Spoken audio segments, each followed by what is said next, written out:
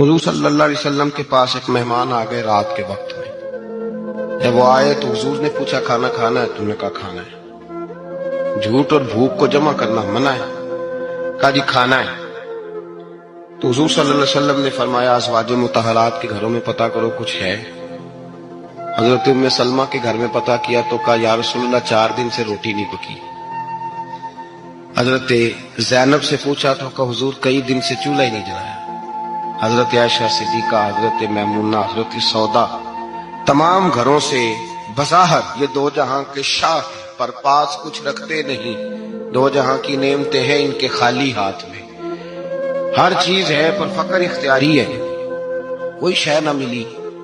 نبی پاک صلی اللہ علیہ وسلم نے مسجد میں اعلان کیا، فرمایا کون ہے جو میرے مہمان کو روٹی کھلائے؟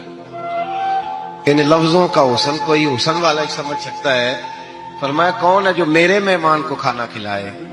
تو ایک صحابی لے گئے اور اٹھے وہ صحابی جو صحابہ میں غریب تھے، ایک انصاری جو غریب آدمی تھے. اگرچہ میرے محبوب کے غلاموں میں جو بڑے امیر تھے وہ بھی خرچ کرنے میں بڑے آگے تھے. حضرت عثمان غنی رضی اللہ تعالیٰ، حضرت عبد الرحمن ابن عوف، حضرت ابو بکر صدیق رضی اللہ. لیکن یہ غریب آدمی کا حضور میں لے جاؤں گا، میں لے کے جاؤں. اور یہ بخاری مسلم ہے. حضور نے فرمایا لے جاؤ. وہ اب صحابی گھر لے گئے اور بیوی سے مشورہ کیا.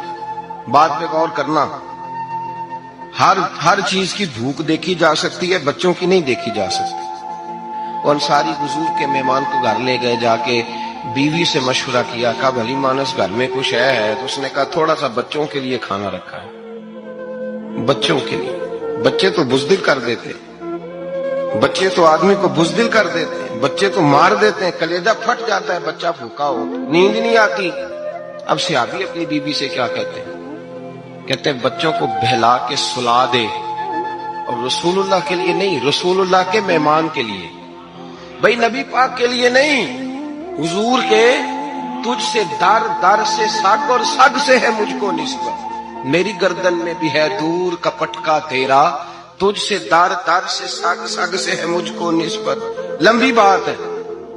بچوں کو سلا دو. بی بی نے بچوں کو سلا دیا تو میاں بیوی کا مشورہ ہوا کہ مہمان کے ساتھ بیٹھ کے روٹی کھانا بھی سنت ہے. تو اب مہمان کے ساتھ بیٹھ کے کھانا بھی ہے تو کھانا ہے 1-2 آدمی کا. اب خاوند اپنی بیوی کو تیار کرتا ہے کہ میں بھی کھانے پہ بیٹھ جاؤں گا، تو بھی بیٹھ جانا.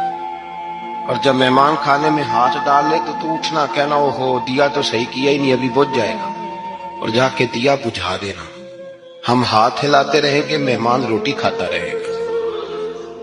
اور یار اس درد کو، اس کیف کو سمجھو. گھر میں بچے بھی بھوکے، بچوں کی ماں بھی بھوکی، بچوں کا باپ بھی بھوکا.